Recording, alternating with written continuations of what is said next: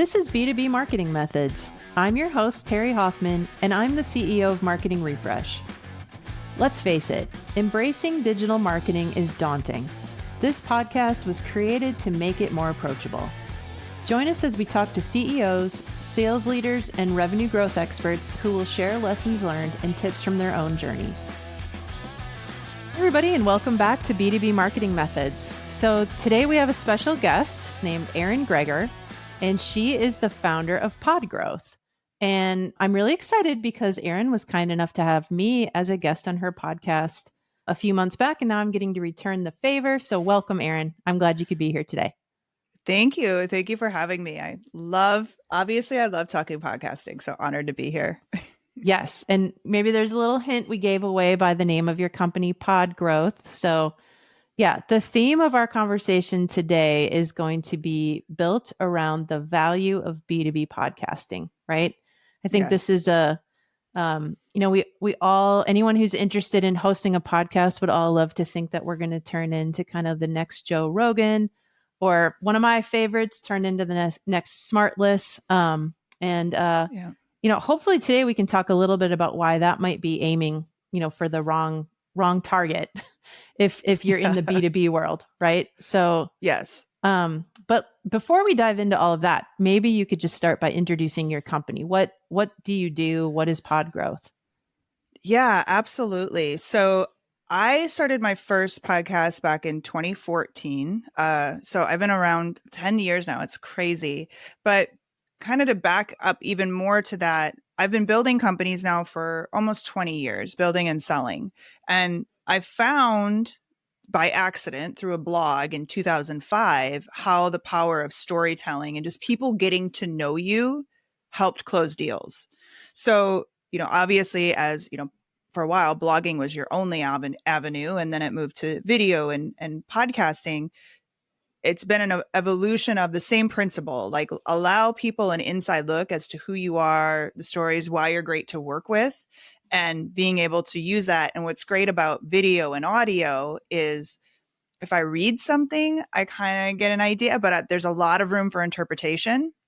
Mm-hmm. Where if I'm looking at you and I see what you're about, and I feel like I can cut through the noise a bit and really get that know, like, and trust factor faster. So I started it, built a company, built several companies around podcasting. And then in 2019 had an opportunity to build a studio and started helping businesses really understand that concept, like how to look at it from a perspective. Started out just in production, was just going to do studio work, get people in every hour kind of deal, book out the studio full time. That business model did not work. And so it really became we now help companies in 3 different formats from that planning. Like, what does success look like to you? And every client is different, right? I know, like you mentioned, Joe Rogan. It shouldn't be, I don't even know what he's up to now. Before COVID, it was like 11 million downloads an episode. And I know he's had to have blown past that through COVID. And he was 11 million, while like Tucker Carlson was next on Fox at 5 million. That's how huge he is. But he's been doing it since 2009. He's been doing it religiously, multiple episodes every week since 2009. And most people are just not going to have that dedication or that wherewithal. Yeah. So we help with that. What does that look like? How do we measure it? What's going on already? This shouldn't be your only marketing thing you do, but what's going on in your marketing already that we can parlay this with and make it even bigger. Like, you were talking to a client before or a guest before, and they're talking about events. Okay. We're doing this huge event. How does the podcast fit into that? How does it fit into our email marketing? How does it fit into social media? All those things. So we help with that planning. Then we put together obviously with the production, whatever you're going to do. And then we've got the growth side. So what we discovered was a lot of people would put a lot of time and effort into producing. They'd make a post about it once when it went live, and then never to be talked about again. And then they'd say, like, oh, the podcast isn't working. It's like, well, no, it's not working because nobody knows about it and you're not promoting it. So helping with that, like, whole, again, going back to the, how does it fit as a whole? And then how do we, you've put the foundation in place. Now, how do we get the wheels behind that to get in front of the right audience? Okay. So you You briefly just touched on a lot of different challenges and maybe some of the resistance that you encounter that people feel about starting a podcast. What are some of the common questions that you get when people are ready to take that step? Okay, so a couple of major ones. First question, how are we going to monetize it? That is always the question. And so a lot of people view this, again, looking at the success the big shows we've talked about at the beginning. They look at, well, if I don't do this, if I don't have the $80 million Amazon contract, this isn't a success, right? And so I want you to be able to see results from this 100%. I don't want you to feel like you're talking to a dark hole, but we've got to reframe because, like we talked about this before, when blogging was big and you said you need a blog because you need content, right? People would never ask, well, how do I monetize it? No, the content is part of helping you monetize from your business perspective. Right. So with podcasting, people just view it differently. And listen, I don't think you need a podcast. I should probably never say that, but you have to, as a business, have content. So when you're looking at a monetization standpoint, it's like, okay, how can we create measurable results for you from this? Like, is there something like your business is sponsoring a webinar or something where we're going to push people through the podcast to that webinar? Like, hey, schedule a meeting with me. What are those things that we can create measurable links to be able to do that? That's going to be one way to monetize. The biggest one that I think they overlook, but from a story perspective, one of my clients, she only publishes once a month.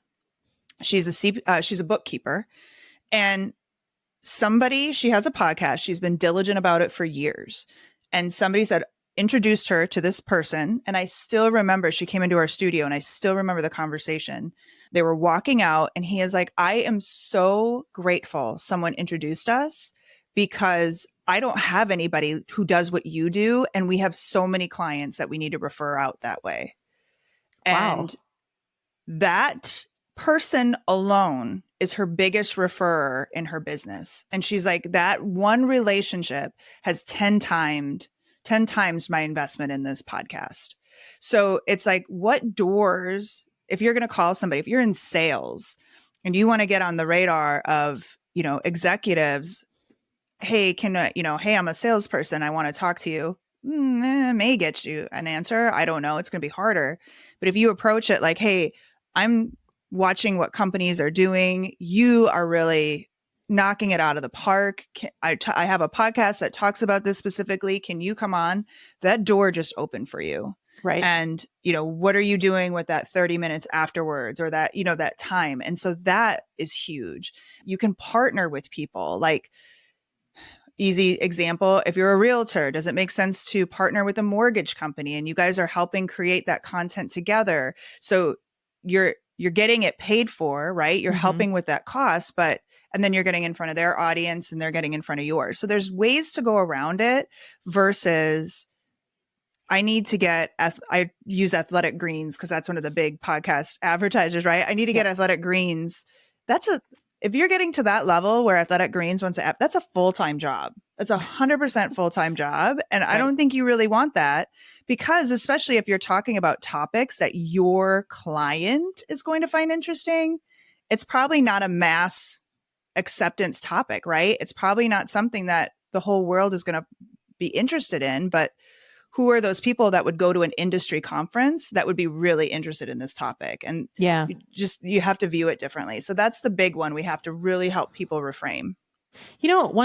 Something that I always think of when I think of like a B2B podcast is there are people all the time that I would say, hey, let's meet for coffee because I want to catch up, right? Because they know so much about what's happening in the industry. And I want that information exchange. And to me, a podcast is like a more formal way to do that. And then giving that information to like hundreds of other people who might also benefit. Right. Yeah. You're just repurposing conversations that you're already going to have. Right. Yeah. And so then why not help use that as a tool to educate the market that you're trying to learn more about if you've got that capability to do it. Right. Yeah, Yeah. absolutely. Yeah. How do you, I guess, advise companies in the B2B space about making the podcast kind of integrate and fit into other parts of their marketing activities? Yeah. So I'll tell you, we work really well with companies like yours or companies like, who are there as a whole marketing strategy.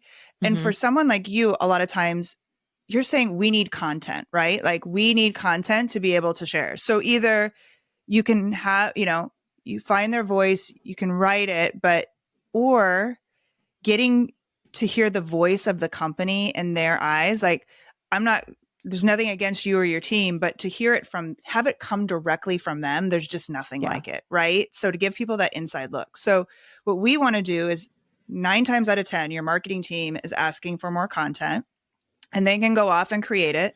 They can go off and create social media, right? And so they can go off and write emails. But what if we can just record for 45 minutes on a topic your audience is going to be very interested in?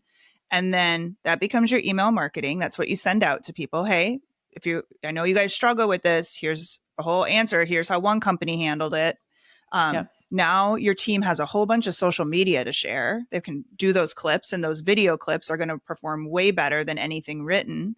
And now you've got content for your blog. And like what we talked about before this, not only do you have SEO from your blog, but now I've got SEO hopefully on YouTube, right? Which is a big piece. Now Right. I've got SEO over on Apple Podcasts, Spotify. So when people are searching for certain topics, I've got all these new avenues of where people can find my content. And again, we're just working with, but like, I want to know too, like, what events do you guys have coming up? What are some other things that we can do? Let's put a live component behind this. How fun would it be to interview people at a conference or put the podcast on a stage, or, all these different Right. ways you can use it. And then also being strategic about who you're bringing on as guests. Like, who are you trying to meet with? Who are you trying to get in front of? Yeah. Let's reach out to them, or have somebody from your team trying to find people that would be great new contacts. It opens up a lot of doors that I don't think people are just looking at it from one perspective. Okay. Wow. You just made my head explode with so many follow-up questions to everything you just said. Okay. Let me try to organize these. So you talked about events and conferences, right? So B2B marketing, that is a huge driver of relationship building, is being at the annual industry conference that you have to be exhibiting at. Break that down more and explain how you can use a podcast at an event like that to really create some buzz and engagement. Yeah. So a lot of people think the noise is going to be a lot worse than what it is, but we can help with kind of setting that up where we can reduce it. And I'm not going to get technical, but you could do it from one of two ways. Set up podcast episodes where you're recording and being like, hey, not just a sales meeting, right? But hey, can you come on the podcast? And you could even put it in an area where a lot of people are going to see and record it that way. All of a sudden, you're going to be looked at much differently than, oh, you just have a booth like everybody else, right? Right. Everybody, like a lot of people would love to be on that. So you can actually record episodes there. And like I said, set it up in a way you could even at a lot of expo places, they have like little pop-up sound booths that you could have right in the middle of a crazy kind of environment, or you could be off in a room, but you're working that like, hey, we're going to be there. We want to record some content. Would you be there? The other thing is like pitch the idea of like getting up on stage and recording a podcast live. Like, who are those? Like, who's a great person that you're going to want to talk to? And you could even do live recordings. You could do an evening kind of live recording event too, where you're inviting people to a bar, to somewhere. Like we've done it in like networking type places or, open areas, and just have some fun with it. Like, this is a live event. You're making the audience be a part of it, but there's so many different ways you could spin it where you're getting the exposure for your podcast. And like I said, when you've got 5 other competitors there and you're doing a fun live event or recording podcast episodes, you're just going to stand out.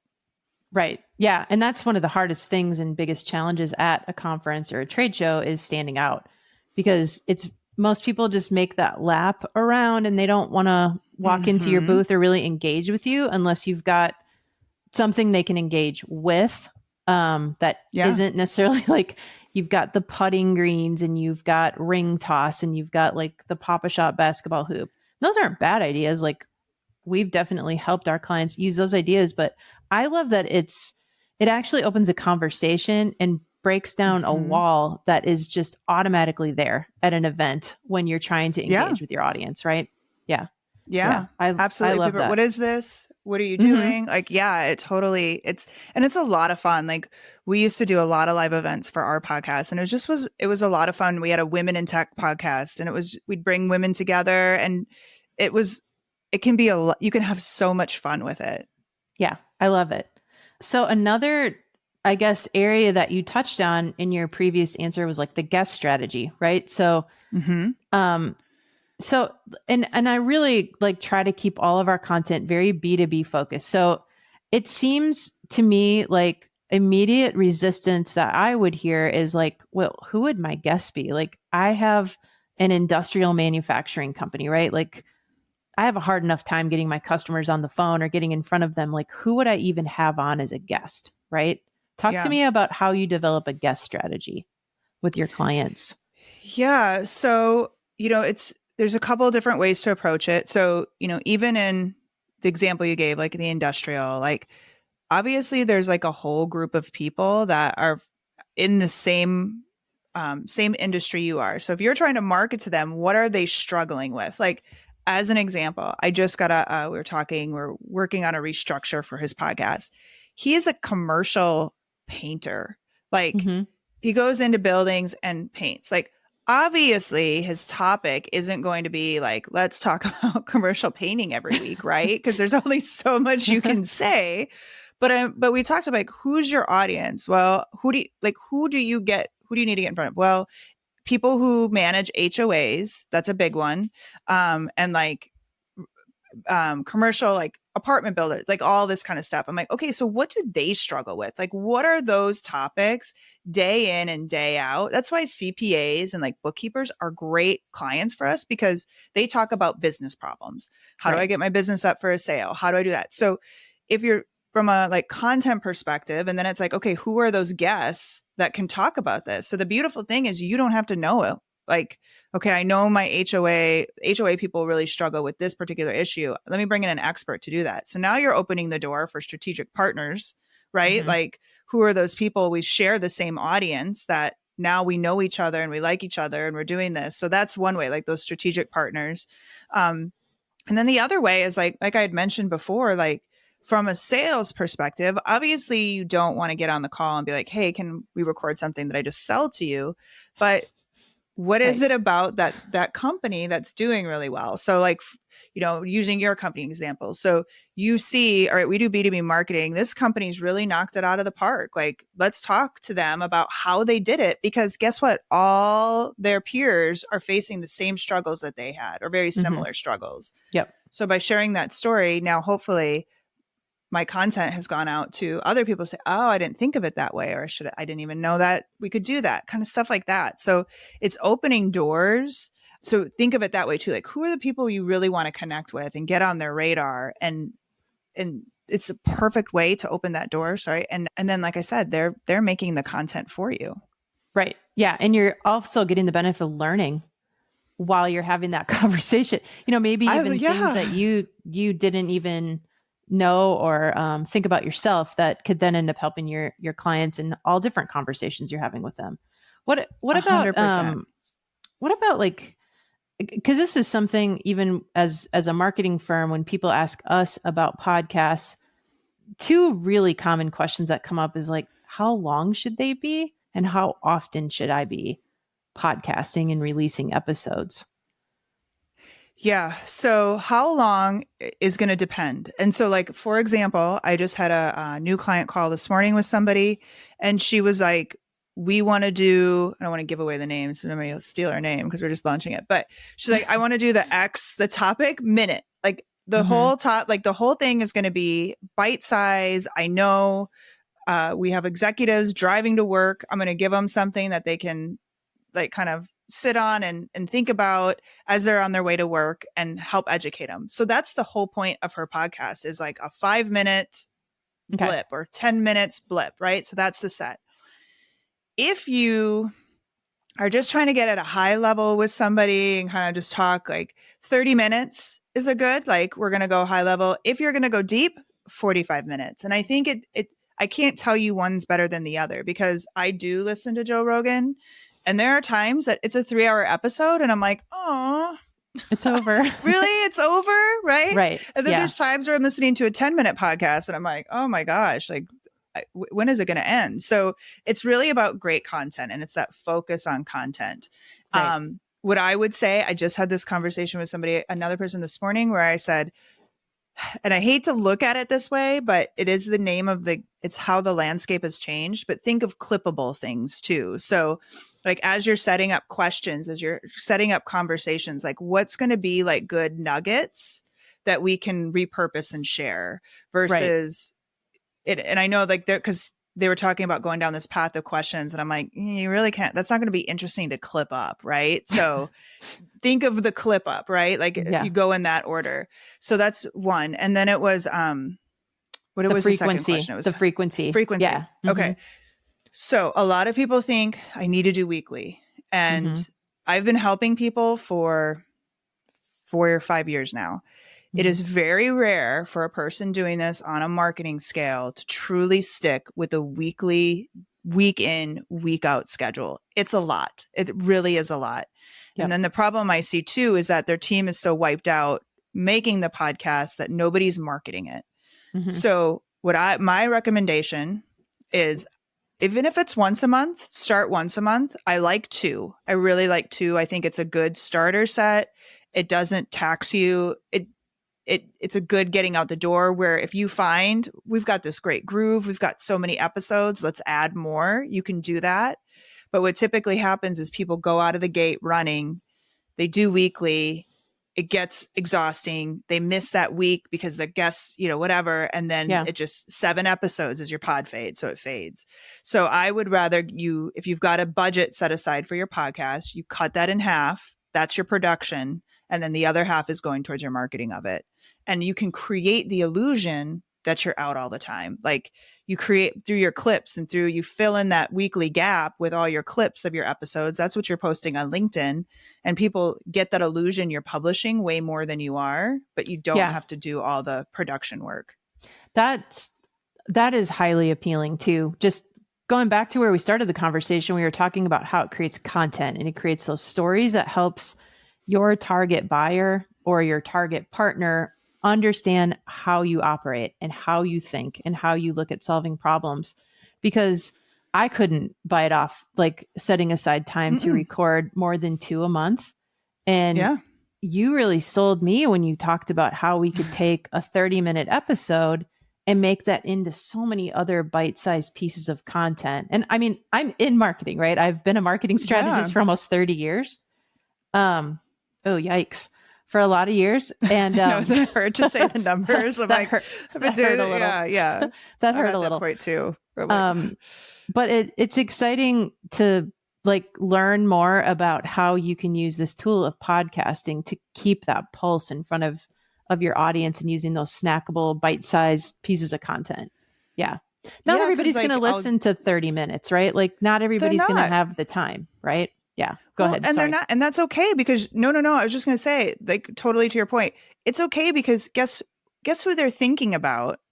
Even if they're not listening to your full episode, they're thinking about you because they see you all the time. You're creating that illusion of you're putting out a lot of content. You're the expert. You know what you're talking about. And guess who they're going to think of? Like the Kelsey brothers, they've got their podcast is blown up, and they joke like, most of our people don't even listen to an episode, but they see the clips on TikTok. Like that's their whole joke. But you know who the Kelsey brothers are, right? You know their podcast. They don't care because they've got, that's what matters.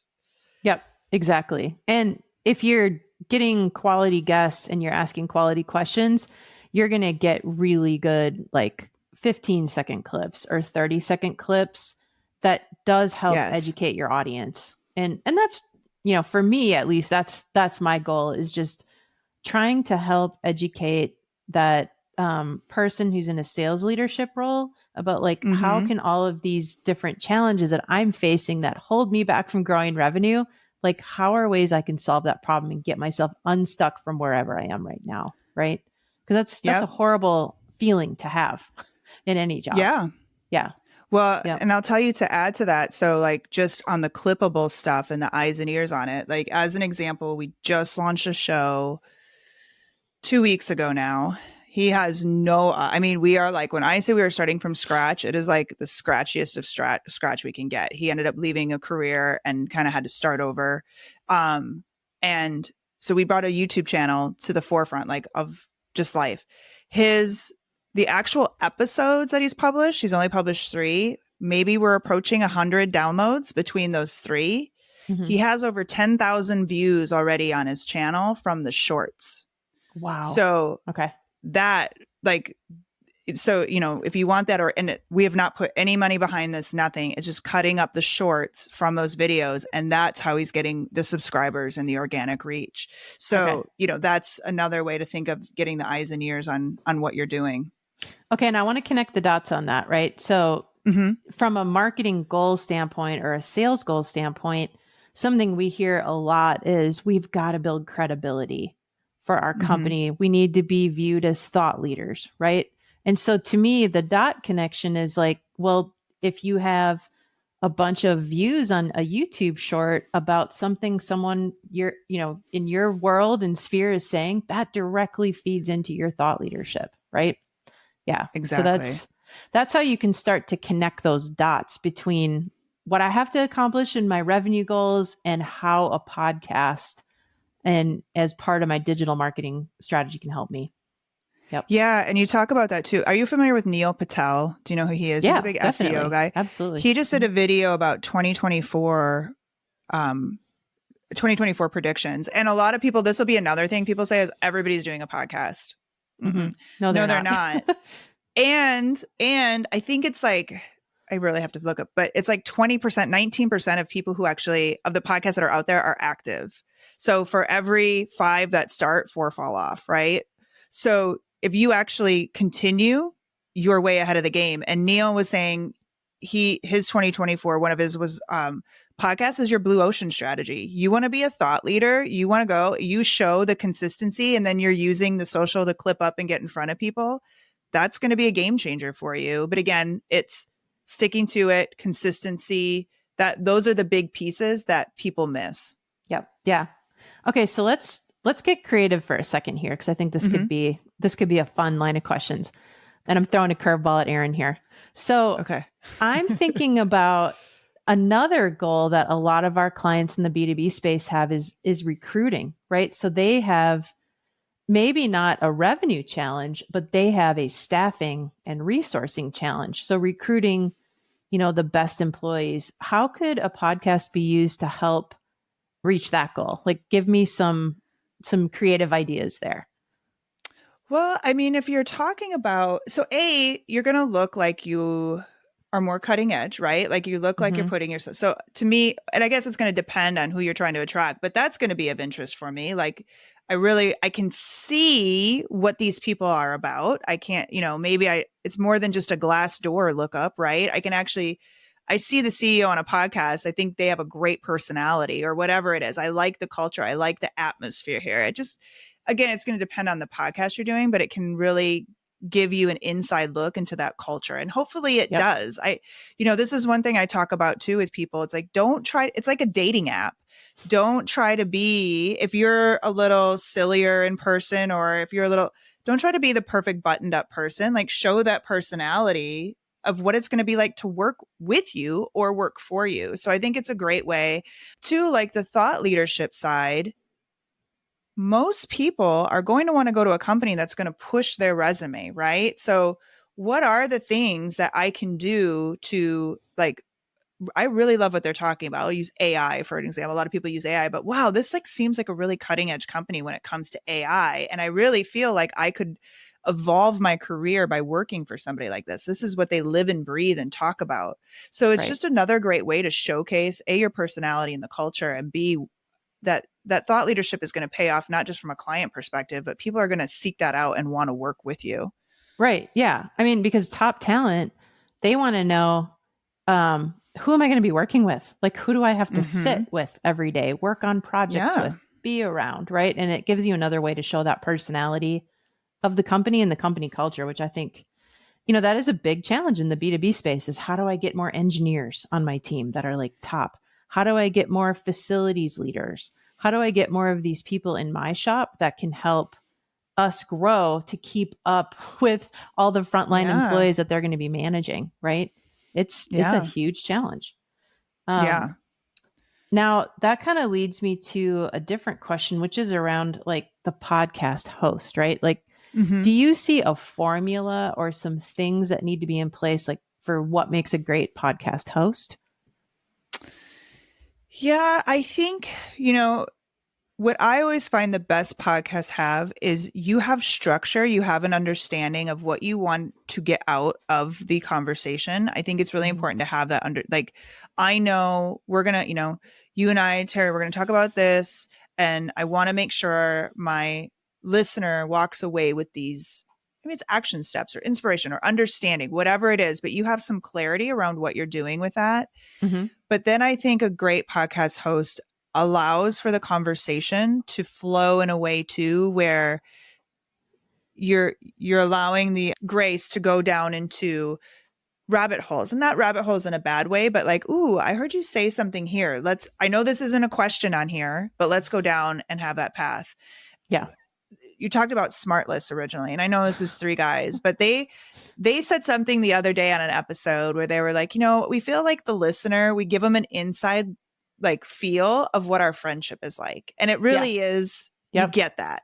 And I think those are the best podcasts where you're giving people like an inside feel. It's not just two talking heads, but hey, it's kind of fun. Like when you watch a live fireside chat or live something, you feel like you're part of it. And I think Mhm. that's what you want to do as a host is really help to bring that audience be a part of it, and they're listening. And the worst thing you can do is just go question by question by question by question, because I've had it where, they're listing 10 questions and we're in this great like conversation about question 4 and we're like, whoa, just go down. And then all of a sudden they just like, question 5. And you're like, whoa, okay. That did I know. not flow.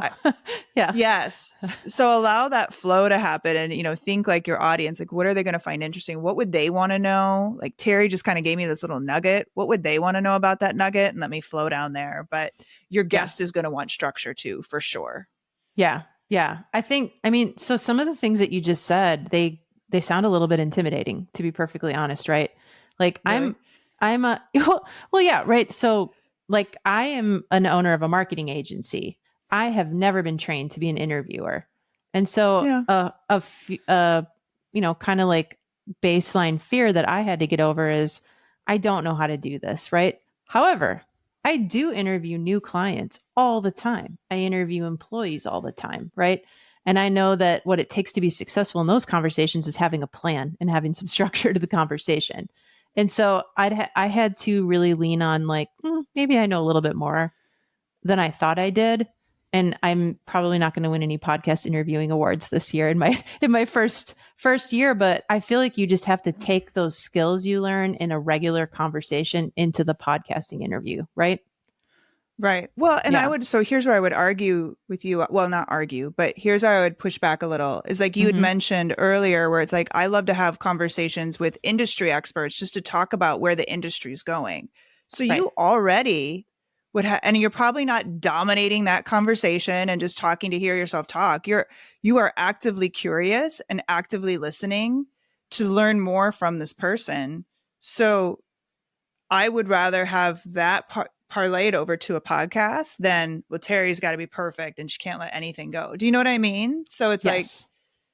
But see, I think you saying that like breaks down a barrier, right? It's mm-hmm, not there isn't like this limited little number of people who could host a podcast. There isn't a mm-mm, limited same in sales. Like I see that all the time in sales. Like you have to have this big gregarious personality to be a good salesperson. No, you don't. Like you have to be good at listening, asking questions, being curious, and just trying to learn, right? And yeah, that's the mindset I try to bring into it. But I know you've told me about some different barriers that kind of prevent people from getting started. And so maybe I can use the question about the host to segue into maybe some more examples of common barriers or fears that people have. Yeah. So I feel like we've touched on it, but running out of content is another big fear people have. Where one of the things we help with clients is like we'll go through and we'll even do this on an ongoing basis. It's not just at the beginning, but we'll go through and see, all right, what are your competitors talking about and what's hitting really well? And not that you're going to copy them, but like if I asked you, Terri, like, a lot of people are really interested in SEO. It's not like you're going to go out and watch the video on SEO and copy it verbatim, right? You're going to come back and be like, all right, this is what we see. Like everybody's interested in this. Let me tell you what we see. Your top 10 questions, all like that's, you get asked these same questions day in and day out. That's a great list, right? And then I think when you shift your brain to think of that, like you were mentioning, like, I have people that tell me all the time, oh, we were sitting and having coffee and we're like, why didn't we record this as a podcast? It's like, so you start thinking of that too, where you're like, yeah, this would be a good episode, or let's angle it this way. So once you start rolling, or another great way too, is every time you bring on a guest, say, because 9 times out of 10, this is what I always see. A guest comes on, they're a little nervous. They're really not sure what to expect. They're like, by the end of it, they are so happy. They're like, this was so much fun. I did not think like, I'm like, and it's like, you guys are like really good friends. A great question to ask is like, hey, do you like, now that you kind of know what this is, do you have anybody you'd recommend to be on the podcast? Like anybody, can you make an intro for me? And they're going to have a couple people, right? So that's continuing content. So if you can open that door, and like I said, and then continue just to look, all right, what are the topics hitting home for people? What should we talk about? What worked really well? What were some of our most popular episodes now that we're 50 in? What changed? Like what should we revisit that and talk about, a 2.0 version of it or something like that? So you can do things like that too. Well, you had a really good LinkedIn post. I want to say it was a couple weeks ago about fears that in it. I think it was even specific about women, right? Talk about that. Cause I thought that was a very relatable post. I thought that was so relatable. So I am so passionate about this, and I really see, it breaks my heart. Like I'll get emotional talking about this, but, so I think we as women, we put the perfection, veil over it. But so this is a made up stat, but this is just what I've seen. You get me 10 men who want to start a podcast and who meet with me and they really want to do a podcast. More than likely 10 are going out the door. 10 women, maybe 4. And I have seen everything from, I've literally had people say, I don't look happy enough. I don't, like one just recently, I'm going to bet $1 million. They didn't look like Lewis Howes enough. Like, I'm not joking. I'm just like, wow. But you're just starting like this. And I would be very surprised if it ever comes to life, but it's just like, we make up, like, it's not perfect enough. I never see men make those excuses ever. Half the time, my male clients don't even care what's put out. They're just like, yeah, I recorded greatness. Let's go. Right. Like they're just cool with it. Where women are like, we critique it to death. And then we make these excuses as to why it can't be. And it breaks my heart because our voices are just as important. They get worried they're going to say the wrong thing. And like I said, we disguise it. A lot of times you're not going to be thinking, well, it's just because I'm kind of nervous to do this podcast. It's all this other stuff that we're dealing with and that we're worried about that gets in the way. The other side of this, I've talked about this a lot too, because I never noticed this till I started doing this. I will never, when like we're doing a batch recording of podcasts, I will never put 3 women in a row I don't know. Okay. Because I guarantee you one of them's flaking on me. Like I will bet money on it every time. Like I've had one woman, I had found her, this story like hurts my heart. I'd found her on Twitter for a client of mine. That we connected them. Everything was great. That day I confirmed with her, hey, you're going to be there. Yep. Going to be there. Great. Okay. And then an hour before, she sends us an email and says, I just took a Benadryl. I'm too tired to get on the podcast. And these like my poor client had like paid for the studio, paid for everything. And what's Yeah. really sad about the situation is just before she canceled, my client said to me, "Thank you so much for finding her and introducing us, because we don't have anybody who does that. And I think I can refer her a lot of business." Oh man. Yeah. And I mean, Yeah. I think what I hope listeners take out of that is that you, um, and is like encouragement, right? So you and Mm-hmm. I are both female 100%. business, you and I are both female business owners, female executives. And I think that it's not a male versus female commentary that I want to push. It's a, come on, No. women, we can do this. Let's support each other. Let's step up and get past that fear and take the chance and get out there, right? Because we have something to contribute. We always have, and you can do it in an office, or you can come on and share it with more people, because there are people listening who will appreciate it and get a lot of value out of it. Yeah. So Yeah. I want to help you push Yeah. that. I love that. And like I said, I don't like to get against men versus women too. And I want like women when it's like like I said, when it's this, well, it's got to be perfect. It's got to be this. It's got to be that. I really want you to challenge what that excuse is that's causing you to hold back and say, screw it and go for it. You know what I mean? Yeah. Like it's because we mask it like it's this thing, but it never is that thing. Right. Okay. So we talked a lot about having shareable content and snippets. What do you advise when it comes to like, should my podcast be audio only, or should it be video and audio? Yeah. So I would say start where you're most comfortable. There are people who aren't comfortable getting in front of video. And so I would never tell you to do something you're not comfortable with, because to me, content is the most important thing, or what you have time and money for. So, obviously to produce an audio podcast is cheaper. So if that's your barrier, start somewhere. Don't not do it.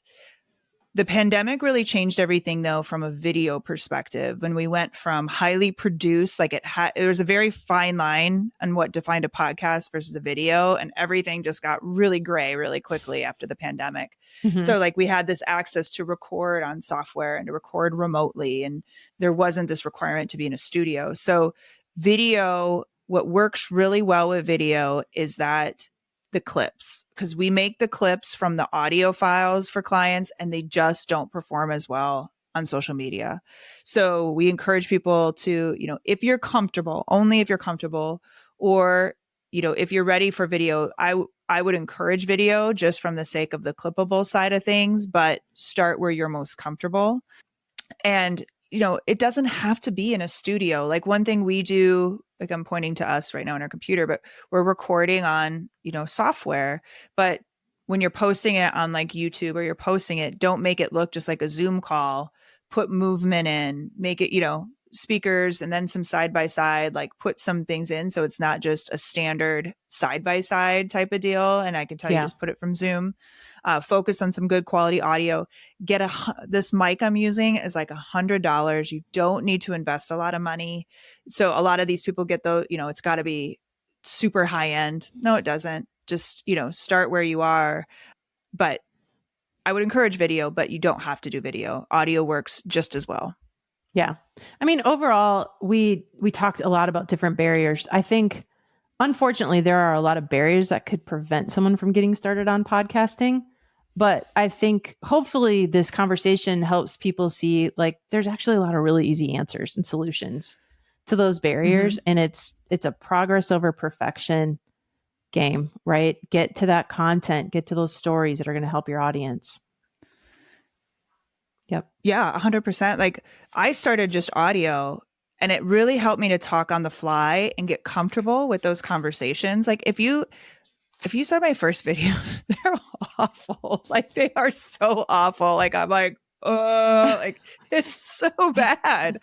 But but like I said, you'll get better. So like if you're like, I am not comfortable doing this right now, like that's totally cool. But the good news is most of us are used to talking on Zoom by now. You know what I mean? So if it's just a Zoom conversation, it just happens to be recorded.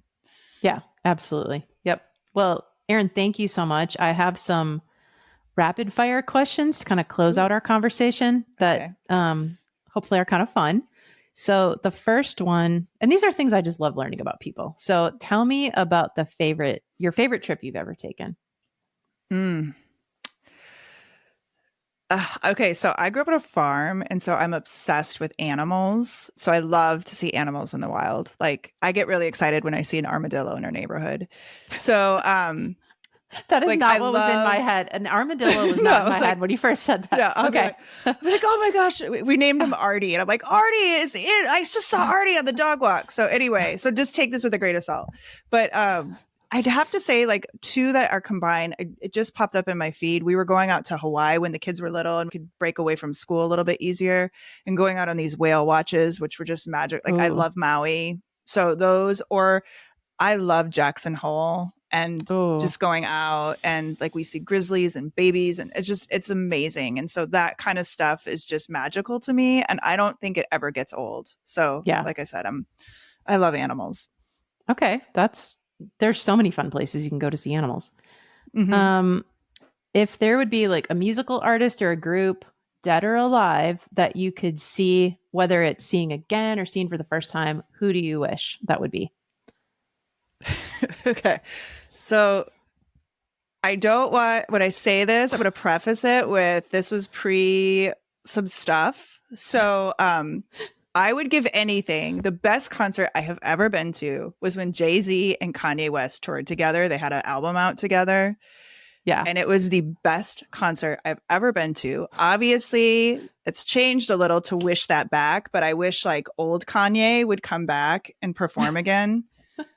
But it Yeah, was the best concert I've that ever one been might not to. be possible again, but I bet that was really fun. I bet that was a It lot of was fun. amazing. I was Yeah. like 8 months pregnant when I went. Like I was that girl, but I'm like, I will not miss this. So did that child come out loving Jay-Z or Kanye? No, he did not. But people were scared I was going to go into labor from like the bass of the speakers. And I'm like, I'm totally cool with that. At this point, like he's baked. Like we're good. But like, yeah. So That's so but yeah, funny. no, he's not a Kanye fan. Um, Although I haven't encouraged it either. you should like test putting a Kanye song on and just looking for his reaction to see if there's like some bass reaction you're gonna get. Just natural movement. Yeah, exactly. Okay, books. My question about a book is what's the number one book you find yourself constantly recommending to people? Mm. It changes. This changes all the time. My favorite ever, like from a money mindset, was Rich Dad Poor Dad. It's been around. But I will say my latest one, probably past 8, 9 months, I've referred this out. Book clubs, everything is The Gap and the Gain. I don't know if you've read that one yet. I actually just had another guest tell me the exact same answer. That's so funny. Really? I guess I really need to read this book. Yeah. It's amazing. And Okay. what's funny is like you can apply it not just to your business, but every aspect of life. Like my kids have listened to it in the car with me. And my son the other day, like he's like, Mom, are you parenting me in the gap or are you parenting me in the gain right now? And I'm like, ooh, child. Wow. Like, yeah. But Using it's that just power that like, against you. yes, but it's that mentality of you can look at a situation from one of two ways. How are you going to look at it? And it's been life changing Okay. just from that perspective. Yeah. Well, I clearly have to get that book. And then my last question is what is the best job you've ever had? Oh, well, I feel like I should say this one, but I will say for 3 years, it was a blessing and a curse. I did a really large event, like had Robert Herjavec from Shark Tank large event. And what was really special about I loved doing it. I had a love-hate relationship with it. It was really hard. It was very hard. Like it affected me physically, just putting the whole thing together. However, I don't think I've ever felt I've accomplished as like it just I put a lot like when it all came together, I was like, this is amazing. And what I love about that business and that job, quote unquote, was that to this day, and I haven't done an event since 2018. to this day, I still have people that come up to me and be like, I met so-and-so at your event and we do business together. Or this is what like I learned. I was at an event last year and the guy's like, do you remember what Robert Herjavec said at the stage of your event? I'm like, no, I don't, but like it impacted him all these years later. That's pretty cool.